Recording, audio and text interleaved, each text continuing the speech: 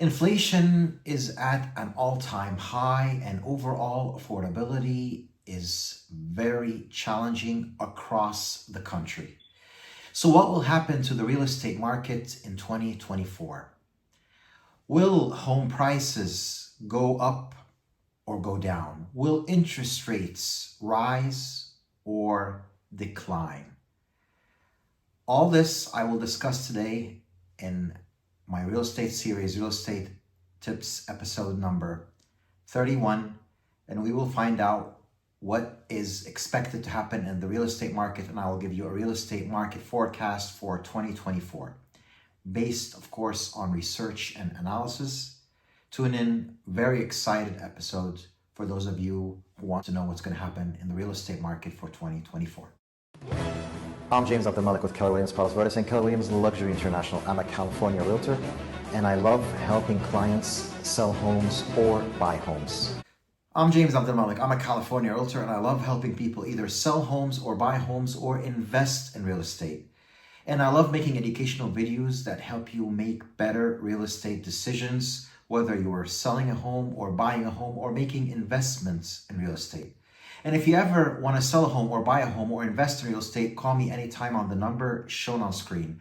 Remember to subscribe to my YouTube channel and like my Facebook business page, James Abdelmalik Realtor, and follow me on Instagram.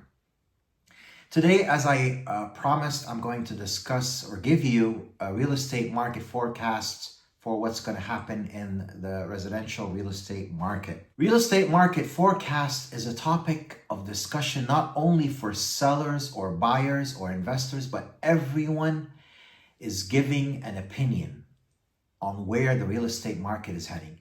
And that the people giving an opinion in that could not even be related to real estate. They could be just sitting in a coffee shop or having a gathering, having dinner together, discussing, oh yeah, the home prices, the housing market is going to crash in 2024. Oh, the house prices are gonna go down. But on what basis are they making this forecast or this expectation? Are they just saying it because it makes them look smarter or something? But what are the basis for that? Everybody's talking about real estate, but very few are real estate professionals.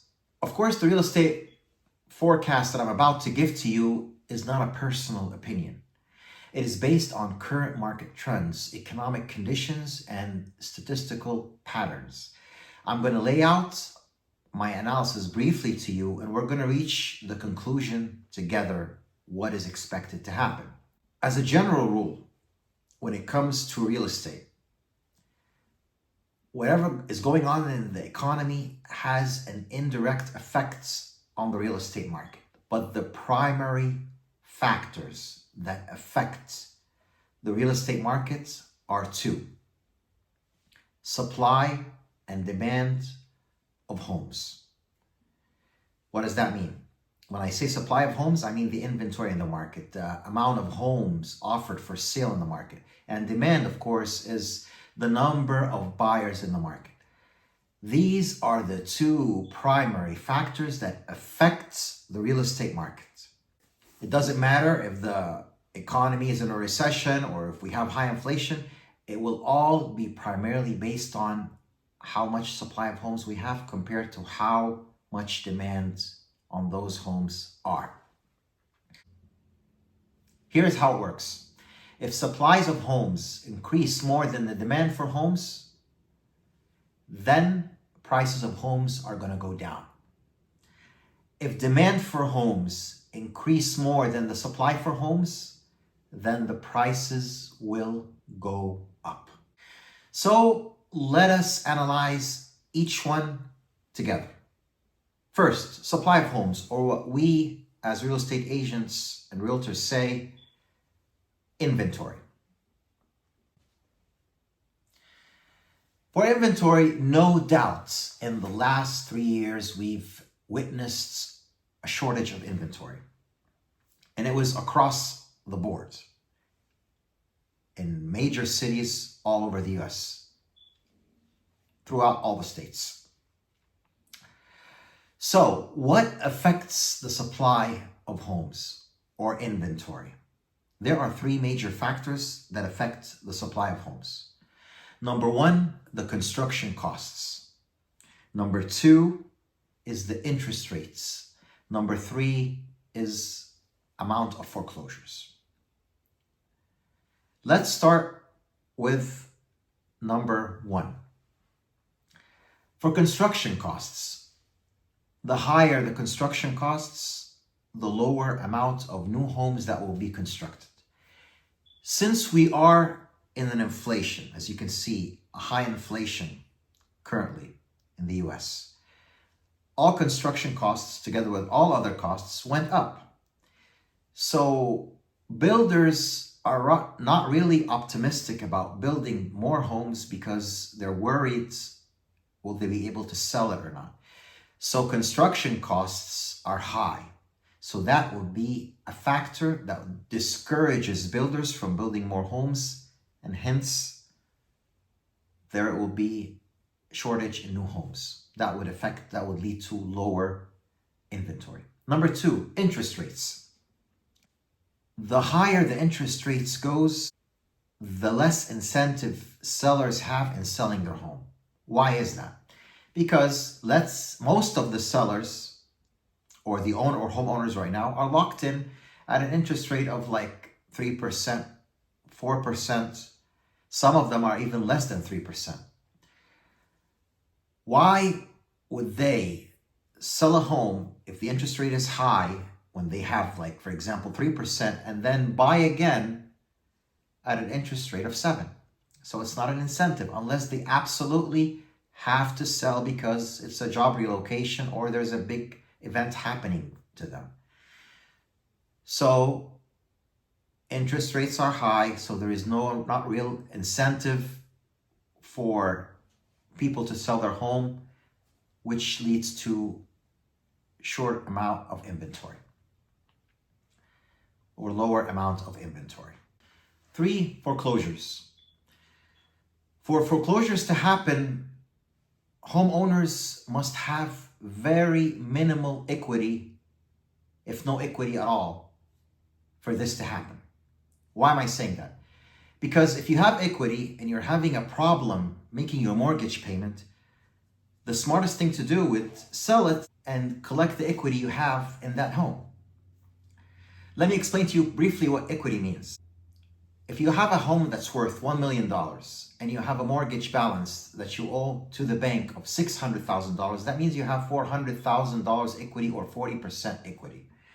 So if you ever have any hardship, you have a few options. You can take a home equity line of credit. You can make cash out of your home.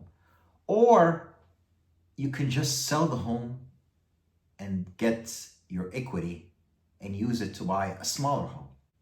Let's look at the equity levels for the year ending 2023 across the US. Did you know that there are 40% of all homeowners, that 40% of all homeowners in the US own 100% of their homes? 40% of all homeowners have 100% equity in their home. That's 40%.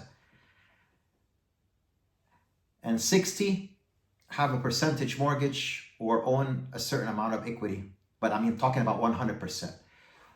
And 70% of homeowners have over than 50% equity in their homes.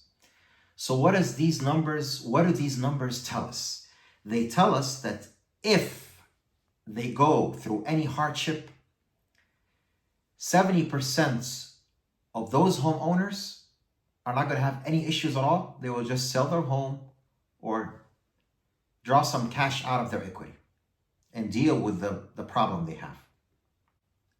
Even though foreclosures have been increasing in small percentages in the last couple of years, it's not going to be a significant increase that would result in a flood of homes that are foreclosed, which would surpass the demands of buyers, which would lead to, a decline in home prices.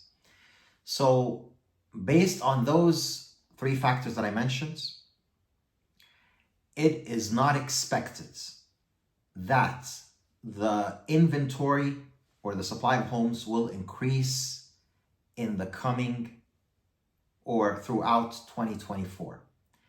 It will gradually increase to little percentages, but it won't be a significant one that would cause a collapse in the housing market. Let's look at the demand side, okay? Demand for homes, or the number of buyers in the market looking for homes, depend on two primary factors. Number one is employment. So if people are employed and making, money, they will qualify for loans. They will be able to purchase homes. So right now, what is the current unemployment rate? Believe it or not, even though things are going bad in the economy and we have inflation, but the unemployment rate is very low, which means many people have jobs. Most people have jobs, so they qualify for loans, which would explain the number of buyers that is increasing in the market. Okay? So when it comes to employment, there's a lot of employment. Number two, the second factor that affects the demand for homes, interest rates, which we discussed also from a selling perspective. The higher the interest rates, the weaker the purchasing power of buyers, so the lower number of buyers. And the lower the interest rate, the more number of buyers there is in the market. And we see, even though interest rates reached 8% at some points last year, that didn't stop multiple offers from buyers because of the shortage in inventory. We have a huge number of buyers in the market compared to the inventory of homes available for sale. And we noticed that interest rates started declining since last November. So now comes up to the important question here.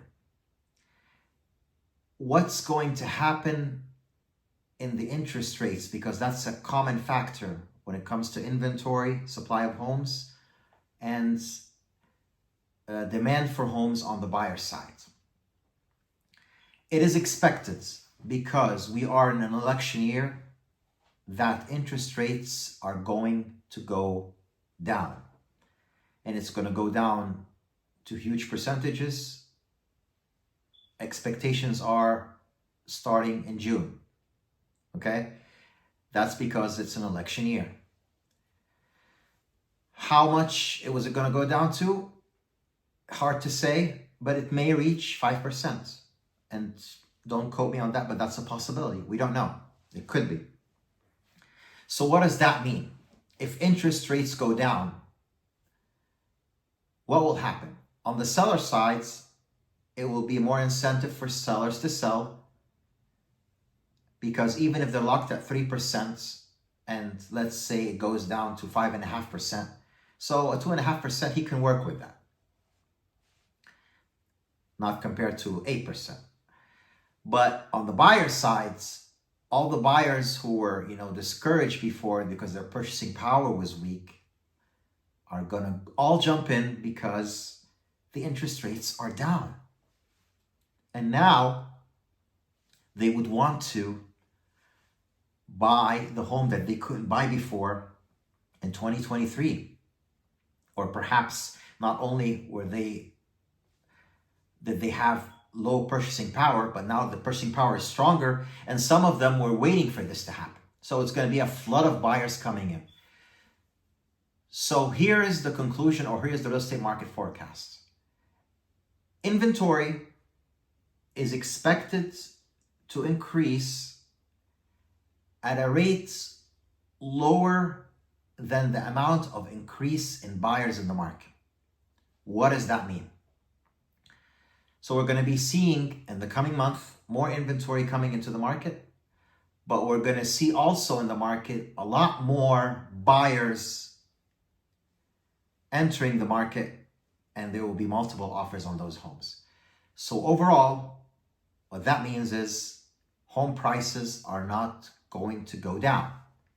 In fact, they most likely are going to go up as more buyers enter the market when interest rates go down. That is the real estate market forecast that I have for you.